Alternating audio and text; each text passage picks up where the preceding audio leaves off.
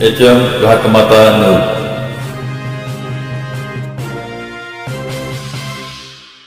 आपला इथनं काश्मीर पासून कन्याकुमारी पर्यंत जवळजवळ 10,000 किलोमीटरचा प्रवास मोटरसायकलवर करून आलेला आहे.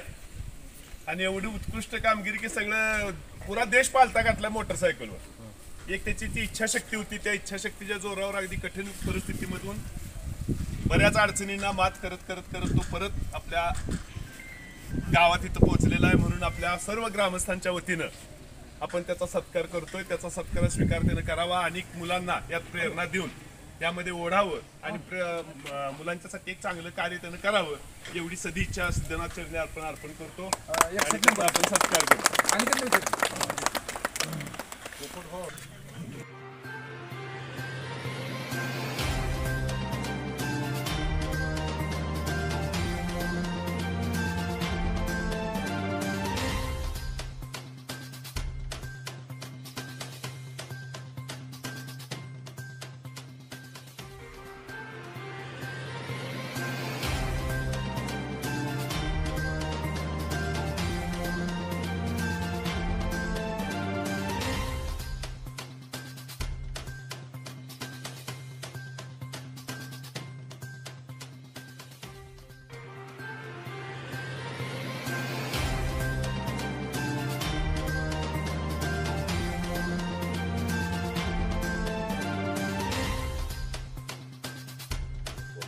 नमस्कार गावकरी, सगळे माझे मित्रमंडळ आणि सगळ्यांचा आभार. मला फार आनंद व्हायला लागलेला आहे.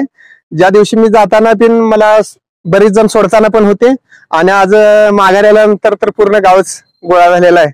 माझं क्लासमेट असू द्या, लहान मित्रमंडळ, तरुण, वयोवृद्ध, भाऊ, अण्णा, बापू, आमचं सरपंच, अशी सगळी, आता सगळ्यांची नावं घेत बसलं तर बराच वेळ लागणार आहे. आणि सगळ्यांचा मला आशीर्वाद होता, त्यामुळे मी करू शकलो. आणि जाताना पण मला इथनं सोडताना पण बरेच जण होते. आणि इथून मी आपल्या एक पैसे गावामधून सुरुवात केली. सुरुवातीला इथं आपण महाराष्ट्राने नारळ अर्पण करून त्यानंतर देवाच्या पाया वगैरे पडून मी इथून 31 तारखेला इथून स्टार्ट केला होता. 31 तारखेला स्टार्ट केल्यानंतर मी डायरेक्ट विजापूरला गेलो. विजापूरमध्ये थोडंसं सामान माझं कलेक्ट करायचं होतं, का तर मी राहायला विजापूरला पण असतो. तिथनं सामान घेतलं आणि माझा प्रवास तिथून चालू झाला. सकाळी विजापूरवरनं सोलापूर करत तुळजापूर, धुळे, म्हणजे महाराष्ट्र पार केल्यानंतर माझा पहिला मुक्काम पडला. आणि तिथून मी पुढं चालू झालो. तिथनं दुसऱ्या दिवशीचा मुक्काम झाशी पार केल्यानंतर माझा झाला. आणि तिसरा मुक्काम माझा पित्तोडगड म्हणून ओम पर्वतला जाताना एक मोठं गाव येते, तिथं पित्तोडगड मध्ये माझा एक तिसरा मुक्काम झाला होता.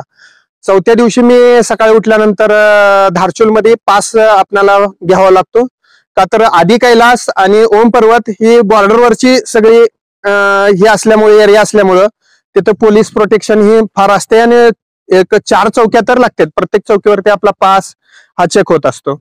मग तिथं आपण कुठून आलो, कशासाठी आलो, का आलो, हे सगळं सांगायला लागतं. किती दिवसाचा पास आहे ते सगळं तिथं अप्रुव्हल, आपलं नाव, नंबर, सगळं रेकॉर्ड त्यांच्यापाशी द्यावं लागतं. यदा कदाचित जर पुढे गेल्यानंतर काय न करो आणि काय अनहोनी झाले तर ती माणूस सुखरूप त्याच्या गावी पोचावा. चाहे काय आपदा झाली तर त्याला ती घरी पोहोचवण्यासाठी त्यांचं ते सगळे डिटेल आपल्याला जमा करायला लागत असते. मग धारचूल मध्ये सगळ्यांना पास काढण्यासाठी जवळजवळ 1 दिवस पूर्ण जातो. पण काय बघा, शंकराचीच कृपा, मला 1-2 तासाच्या आत माझं सगळं टोटल मेडिकल, पोलीस व्हेरिफिकेशन आणि त्यांचं ते तिथला काय म्हणतात सर्कल नाही, अधीक्षक काय तो रजिस्ट्रार, त्याच्यापाशी ते त्यांच्याकडनं परमिशन मिळतं. पण ती परमिशन घेऊन ऑनलाईन परमिशन करायचं. त्यानंतर एक आपल्याला कागद देतात ऑनलाईन, त्यानंतर आपला त्याचा कोड असतो, किती दिवस तुम्ही फिरणार आहे सगळे डिटेल भरलेले असते. ती घेऊन मी पहिल्या दिवशी कुंती म्हणून गावात मुक्काम केला. तिथून 16 किलोमीटर पुढं आदी कैलास राहत होता. मग कुंती गावात मी सकाळी नंतर मी पुढचा प्रवास चालू केला सकाळी. आणि थोडासा आभाळ असल्यामुळं झालं दर्शन, पण म्हणावं असं झालं नाही, तरी पण बरंच झालं. मग तिथं आपल्याला पार्वती कुंड हे असं बरंच भीमाने जी शेती केली होती, आजही तिथं बिन पेरता तुम्हाला तिथं तांदळाचं शेत आहे. बिन पेरता त्याने भीमाने ज्या वेळेला नांगर चालवला होता आणि नांगर चालवून तिथं त्याने ते पेरलेलं होतं ते आज ही म्हणजे अगणित असं चालू आहे. ते आपोआप त्याचं ते बीज पडतंय, पुन्हा आपोआप उगवते, आपोआप कटाई होती. मग ती आता कुणाला देवालाच माहिती. असं कोणीही मी सगळ्यांनी विचारलो पण ती कोणीही सांगू शकलं नाही की ही कोण काढतं कोण पेरतं, कोणीही काही सांगू शकलं नाही. त्यानंतर अधिक कैलास झाला. अधिक कैलास नंतर पुन्हा नंतर मी माघारी कुंती गावामध्ये आलो. नंतर 2-3 वाजता आलो. तिथं जरा ऑक्सिजन लेवल पूर्ण थोडीशी डाऊन असल्यामुळे, उंचीवरची ठिकाणी असल्यामुळे जरा त्रास व्हायचा. मी एकदम हाय टेम्परेचर मधनं लो टेम्परेचर मध्ये गेलो. तिथं मायनस टेम्परेचर असल्यामुळे थोडासा बर्फ पिन तिथं पडत होता. मग त्यानंतर मी माघारी आलो. पुन्हा ओम पर्वत केला. ओम पर्वत ही बॉर्डरच असल्यामुळं तिथं पोलीस प्रोटेक्शन भरपूर होतं. तिथं एक अजून मला बघायला भेटलं की तिथं मराठा रेजिमेंटचं म्हणजे एक पथक होतं. मग जाताना मला शिवाजी महाराजांचा फोटो दिसल्यानंतर मी तिथं विचारणा केल्यानंतर मला पाटील कवट्याचे पाटील माने पाटील असे भेटले. मग त्यांच्या संग बोलणं वगैरे झालं. ते म्हटलं त्यांना मग त्यांच्या संग आपण फोटो काढू शकत नाही का तर ते ड्युटीवर असल्यामुळे त्यांच्या संग आपण कुणाचाही फोटो हे काही घेऊ शकत नाही, त्यासने अलाउडच नाही. मग नंतर ते ओम पर्वतचं दर्शन चांगलं झालं. ओम पर्वतचं कोणाकोणाला 5 वाजता दर्शन होत नाही पण आपल्याला ओम पर्वत हा चांगला पाहायला भेटला. त्यानंतर मी खाली आलो. धारचूल वरनं पित्तोडगडला आलो. तिथं नंतर मुक्काम केला. तिथून सरळ पिलीभत माघारी आलो. माघारी आल्यानंतर सुंदरनगर मार्गे शिमला करून मी हँडलेला गेलो आणि हँडले मधून तिथं एक माझ्यासंग असं घटना झाली की तिथं ऑक्सिजन लेवल पूर्ण माझी डाऊन झाली. हँडलेमध्ये ऑक्सिजन डाऊन झाला. मग मला थोडं म्हणजे एक 10 पावलं चालायला लागलं का धाप लागायची. एकदम श्वास असा बराच फास्ट चालायला लागला. फास्ट चालायला लागल्यानंतर तरी पण मी हाय तसं झोप झाली नाही माझी पूर्ण. तरी पण मी उमलिंगाला गेलो. जी उमलिंगा ही जगातलं सगळ्यात हायेस्ट उंचीवरचं ठिकाण आहे.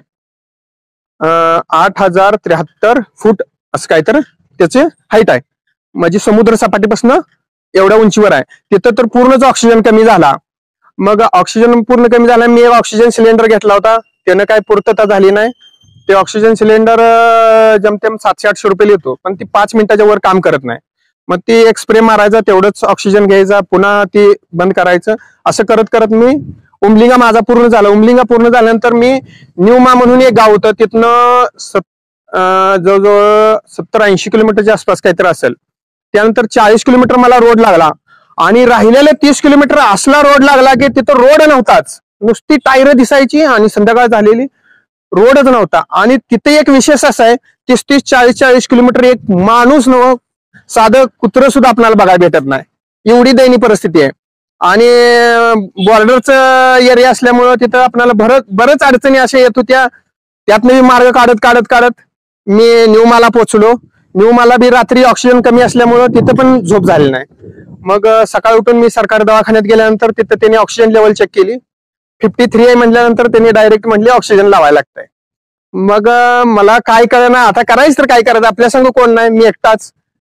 तरी पण त्यांनी अरेंजमेंट केली. पुन्हा न्यूमामधनं लेला नेलं अँब्युलन्स मधनं ऑक्सिजन लावून. एक 24 तास मला हॉस्पिटलमध्ये ठेवलं. सकाळ उठून त्यांनी सोडलं. मग ह्या ले मध्ये सरकारी दवाखाना मोठा आहे. सरकारी दवाखाना म्हणजे चांगली सेवा आहे. मग मी असा एकटाच नव्हतो, बरीच जण अशी ऑक्सिजन कमी झालेली होती. त्यामुळे मला जरा थोडं बरं वाटलं बाबा मीच असं काय एकच. हा त्यानंतर मला सकाळी 10 वाजता त्यांनी डिस्चार्ज केलं. 10 वाजता डिस्चार्ज केलं. तरी थोडा त्रास होत होता पण ऑक्सिजन लेवल पूर्ण बरोबर आल्यामुळं काय एवढं म्हणजे काय वाटलंच नाही. पुन्हा मी बस स्टँडला गेलो. बस स्टँडला गेल्यानंतर एसटीला विचारलं. ती 2 दिवसातनं एकदा त्या गावाला एसटी जाते का तर तिथं माझी गाडी बिडी न्यूमामध्येच राहिलेली. मग 2 दिवसानं गाडी जायचं तर आता कसं जायचं, अडचण मोठी आली. मग दोघा चौघांनी विचारलं तर स्पेशल गाडी म्हणली तर 10,000 रुपये लागतात म्हणली. ती 120 ते 30 किलोमीटर अंतर होतं. मग माझी गाडी मी थोडा त्रास झाला. नंतर एक ओमनीवाल्याला कस तर मी ऍडजस्ट केलं. ते एक 5,500 पर्यंत दुसरे 1-2 सीटा घेऊन असं त्याने मला येऊन सोडलं. मग तिथून मी गाडी घेऊन पुन्हा डायरेक्ट आणि लेला आलो. का तर ले ही ठिकाण म्हणजे उंचीवरनं थोडंसं खाली आहे. तिथं ऑक्सिजन बऱ्यापैकी आपल्याला म्हणजे म्हणजे साधारण माणूस तिथे व्यवस्थित जगू शकतो असं ऑक्सिजन होता तिथं. मग तिथनं राहिल्यानंतर तिथं एक हिल स्टेशन आहे. त्याचं नाव आहे काय एकच बर, तिथलं हिल स्टेशन केलं. त्याच्यानंतर मी माघारी आलो. ते भारतातलं सगळ्यात उंच ठिकाण म्हणजे सेंटरचं. मग तिथनं माघारी आल्यानंतर तिथं 3 इडियट जिथं पिक्चर शूटिंग झाला होता, फुनसुक बांगडू, हा, ती एक बघितला. तिथलं ती बघितलं. पुन्हा शांती स्तूपा म्हणून बुद्धाचं सगळ्यात मोठं मंदिर आहे, ती बघितलं. पुन्हा सगळं मिलिटरी कॅम्पिंगच रोडला असल्यामुळं ती बघून मी नंतर कारगिलकडे माझं प्रस्थान संध्याकाळचं झालं. एक 100 किलोमीटर गेल्यानंतर लेहपासून मी तिथं मुक्काम केला. आणि दुसऱ्या दिवशी सकाळी उठून मी कारगिलमध्ये एक 12-1च्या दरम्यान पोहोचलो. मग कारगिलमध्ये 26 तारखेला येणाऱ्या 26ला त्यांचं ते मोठा उत्सव असतोय. त्यामुळे जरा थोडस त्यांच्या नियमानं चालायला लागलं. वेळ लागला तिथं थोडं, पण बघण्यासारखं भरपूर आहे तिथं. टायगर हिल, 2-3 हिल्स आहेत, त्यांनी नावं वेगळी वेगळी ठेवली आहेत. मग तिथं ज्यांचं म्हणजे आहुती झाल्या प्राणांची, त्यांचं पुतळा असं स्टॅच्यू बनवून मस्त बघण्यासारखं आहे. आणि मुलांना तर जाण्यासारखं एकदम चांगलं आहे. ह्यातनं एक अनुभव येतोय, आपल्याला कसं जगायचं ही कळते. आणि सगळं जिथं जिथं जाल तिथं नवीन तुम्हाला माणूस भेटत असतोय. त्याकडं 2 विचार चांगले भेटत असतात. लहान मुलासाठी म्हणजे कारगिल बघण्यासारखं आहे. आणि तिथं त्यांनी तोफा वगैरे लावून सगळं व्यवस्थित सांगतात. तिथनं मी नंतर पुढं श्रीनगरच्या वाटेनं चालू झालो. जगातला म्हणजे भारतातला आपला 1 नंबरचा रोड आहे तो Leh to Srinagar, 1 number road म्हणतात. झालं होतं त्यावेळेला ते त्यांनी डायरेक्ट रोडवर अटॅक केला होता. आणि तिथं मिलिटरी असे सांगत होते की रोडवर आक्रमण झाल्यामुळं लेहचा पूर्ण संपर्क आमचा तुटत होता. ते तुटल्यामुळं म्हणजे लेह आपला पाकिस्तानात, म्हणजे त्यांनी असं त्यांचं प्लॅन होता की आपल्या भारतीय सेनेनं असा हाणून प्लॅन म्हणजे पाडल्यामुळं. आणि त्यावेळेचे जे आपले प्रधानमंत्री असेल अटल बिहारी वाजपेयी, जेवढं संरक्षण मंत्री जे होते, त्यांनी सगळ्यांनी चांगलं काम करून आपला गेलेला भाग नंतर मिळवून म्हणजे भारतात आपल्या सामील करून त्यांनी भारी काम केल्यामुळं त्यासनी बिन देवाव तेवढ्या शुभेच्छा. आणि त्यांचं कार्य फार मोठं आहे. आता त्यांनी आपल्यात नाही आहेत, पण त्यांची आठवण कायम राहणार. ही असं गेल्यानंतर आपल्याला वाटतं की आपल्या देशासाठी बऱ्याच जणांनी काय काय केलंय. तिथून नंतर मी श्रीनगरला आलो. मग श्रीनगरला येताना एक हिल स्टेशन पडतं, तिथनं श्रीनगरला आलो. श्रीनगरवरनं मला श्रीनगरला येताना मध्येच एक आपल्याला सोनी भोसेचे एक 3-4 द्राक्ष बागायतदार भेटले होते. मग त्यांनी मला बघितलं. मग ती मराठी बोलत होती. मी पण म्हटलं या. मग ती म्हटली आम्हाला फोटो काढायचा आहे. त्यासनी वाटलं मी कर्नाटकचा आहे, के पासिंग असल्यामुळे त्यासनी वाटायला लागलं कर्नाटकचा आहे. मी मराठी बोलल्यानंतर कुठलं तर म्हटलं पैसेचं तर मी बागायतदारच आहे म्हणलं, आमच्या गावात म्हणलं युरोप होतो. त्यासनी ऐकलं, एवढं मनाला शांत वाटलं. एवढ्या लांब ना आला, असं केलं तसं केलं. मग त्यांनी सगळ्यांनी मग माझ्या संग फोटो वगैरे घेतलं. त्यानंतर मी श्रीनगरवरनं सरळ खाली निघालो. मग श्रीनगरमध्ये झालं होतं मध्ये बॉम्ब ब्लास्ट, ते अतिरेक्याने बस मध्ये काहीतरी गोळीबार झाला होता. माझं तिकडं नेटचा संपर्क नसल्यामुळे माझा जास्त कॉन्टॅक्ट होत नव्हता. मला न्यूज ही जास्त बघायला भेटत नव्हती. तिथं एक अपघात सगळ्यात मोठी म्हणजे त्रासदायक हे आहे की आपलं सिम पोस्टपेड असेल तरच काम करणार, प्रीपेड सिम काम करत नाही. हा, श्रीनगर असू दे, लेह लडाख असू दे, कुठेही तुम्ही जावा, जम्मू जेवढा म्हणजे इलाका आहे सगळं त्यांचं ते सिम फक्त तिथलं लोकलच असेल तर. मग त्यासाठी मी आजारी पडल्यामुळे मी तेवढं एक सिम तेवढं घेतलं. त्रास म्हणजे मला कधीही अंग दुखलं नाही, डोकं दुखलं नाही, पोटाचा काही त्रास नाही, एकदम बॉडी माझी फिट होती. फक्त एकच प्रॉब्लेम मला फक्त झाला, ऑक्सिजनचा प्रॉब्लेम होता. बाकी काही प्रॉब्लेम झाला नाही. देवाच्या दयेने मी एकदम, आमच्या सिद्धनाथाच्या दयेने मी सुखरूप गेलो.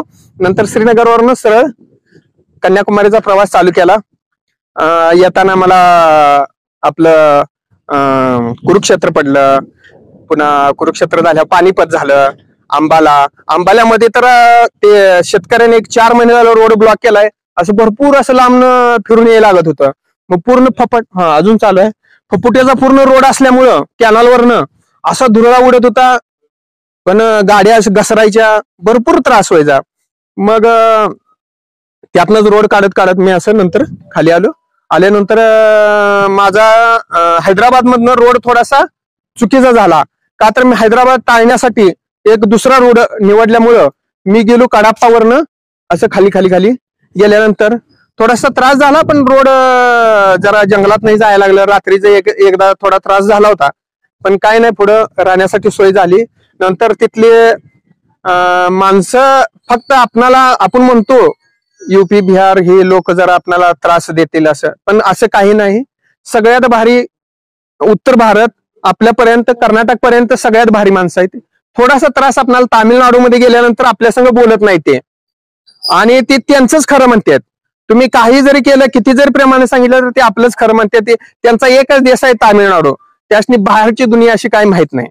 फक्त तामिळनाडू असल्यामुळे तिथं थोडा त्रास होते. माझं 2-3 मुक्काम तामिळनाडूत पडल्यामुळं मी रामेश्वरम केलं. रामेश्वरम नंतर डायरेक्ट कन्याकुमारी नंतर परवा दिवशी मी दुपारी कन्याकुमारी 2 वाजता सोडली. आणि कन्याकुमारीमध्ये आपल्याला राहण्यासाठी श्री दत्त ते आश्रम एक आहे, श्री गुरुदेव दत्त, त्यांचं 4 धाम 4 ठिकाणी आश्रम आहेत. मग ती मला एक शिमल्याचा शेलमचा जोडीदार होता, म्हटला हॉटेलला जाऊ नको, एक दिवस तू तिथे राहा, तुला बरं वाटेल. मग तिथे गेलो तर आपल्यातलीच माणसं सगळी ते दत्ताची पूजा, पुन्हा दत्तचरित्र वाचणारी कराडची, अशी बरीच जण भेटली. मला बरं वाटलं जरा तिथं. मग एक दिवस राहिलो. मग मी पूर्ण पुन्हा कन्याकुमारी झाल्यानंतर तिकडं विवेकानंद महाराजांचं स्वामींचं ते स्टॅच्यू आहे, तिथं जाऊन तिथं असं म्हणतात की तिथं गेल्यानंतर ध्यान जर केलं तर आपलं जेवढं ट्रेस, जे बी आपल्याला काय त्रास असतो, सगळा पूर्ण. मोदींनीही आपल्या तिथं जाऊन 48, मला काय एवढं कन्फर्म माहित नाही, पण 48 तास तिथं साधना केली होती जेव्हा इलेक्शन झालं तेव्हा. हा, मग तिथं गेल्यानंतर फार शांत असा भाग आहे, जरूर जावं सगळ्यांनी तिथून मी परवा दिवशी दुपारी निघालो आणि बेंगलोरच्या मागे 30-40 किलोमीटर थांबलो. थांबल्यानंतर पुन्हा बेंगलोरवरनं मी डायरेक्ट काल 7 वाजता संध्याकाळी पळशीमध्ये आलोय. आणि हे सगळं घडू शकलंय आमचे गावकरी आणि आमच्या देवाची कृपा, सगळ्यांच्या आशीर्वादामुळं. फार चांगला प्रवास झालेला आहे. धन्यवाद.